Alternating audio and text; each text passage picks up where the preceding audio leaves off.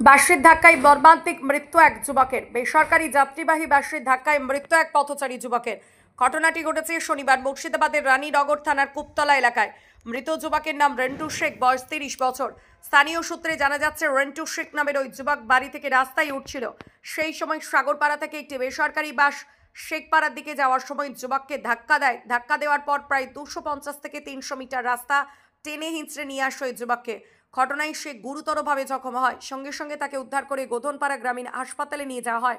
সেখান থেকে আশঙ্কাজনক অবস্থায় বহরমপুরে পাঠানো হলে রাস্তার মধ্যেই তার মৃত্যু হয়। মৃত্যুর খবর পেয়ে কান্নায় ভেঙে পড়েছেন পরিবারের সদস্যরা। পাশাপাশি কুপতলা এলাকায় শোকের ছায়া নেমে এসেছে। খবর পেয়ে ঘটনাস্থলে পৌঁছায় রানীনগর থানার পুলিশ।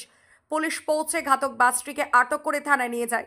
কি কারণে এই মর্মান্তিক দুর্ঘটনা, বাস চালকের গাফিলতি নাকি পথচারী ওই যুবকের ভুল, তার তদন্ত শুরু করেছে পুলিশ। মৃতদেহ ময়না তদন্তের জন্য বহরমপুরে মুর্শিদাবাদ মেডিকেল কলেজ হাসপাতালে পাঠায়।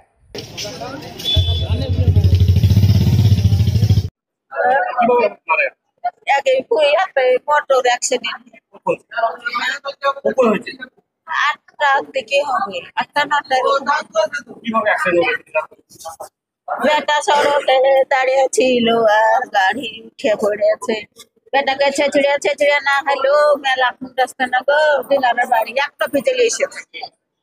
আমার বাড়ি থেকে একটা পিছলে এসে গাড়ি থানায় ঢুকে পড়েছে। বেটাকে না হাসপাতালে দিয়ে ওষুধ পানি দিয়ে আবার বহরমপুর নিয়ে যেতে লেগে সাঁকো হইলো, সাঁকো ছেড়ে বেটার জান নাই, মরে গেছে। খুব বাতাল করলো, রুস্ত মরে গেছে। মরিয়া গেছে রেন্টু শেখ, বয়স 30।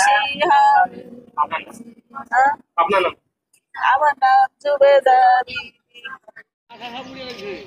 মাথা উড়িয়েছে